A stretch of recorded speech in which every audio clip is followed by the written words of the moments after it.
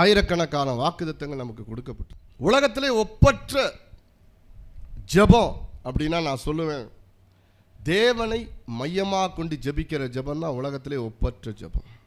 Prayers எப்போதுமே God centred, அது தேவனை மையமாக கொண்டு ஜெபிக்கிற ஜெபம் தான் உலகத்திலே ஒப்பற்ற ஜெபம். அதே போல பரலோகத்தின் தேவன் இந்த உலகத்தில் எந்த ஜெபத்துக்கு அவர் அசைவார் அப்படின்னு பரிசுத்தவான்கள் சொல்லுகிறார்கள் என்றால், அவருடைய சிங்காசனத்தை அசைக்கக்கூடிய ஜெபம் எது?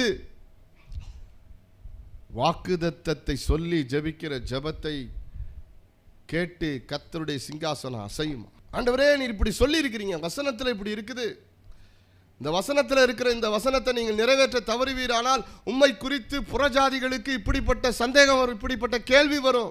இவர்களை மீட்டு கொண்டு வந்தார் எகிப்திலே, பாதி வழியிலேயே இவர்களை கைவிட்டு போய்விட்டார் என்று எகிப்தியர்கள் உம்மை குறித்து சொல்லுவதற்கு வேதனை உண்டாகும்.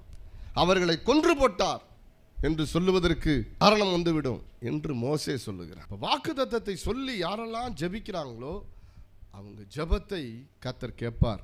அந்த ஜெபத்திற்கு சிங்காசனத்தில் இருக்கிற தேவன் அசைவார். வாக்குத்தத்தத்தை சொல்லி, ஆண்டவரே இப்படி சொல்லி இருக்கிறீங்களே, இப்படி எழுதப்பட்டிருக்கிறதே, இப்படி நீங்கள் எனக்கு வாக்கு பண்ணியிருக்கிறீங்களே, நான் ஜெபிக்கும் போது இதை சொன்னீங்களே என்று சொல்லி சொல்லி ஜெபிப்பதை கர்த்தர் விரும்புகிறார்.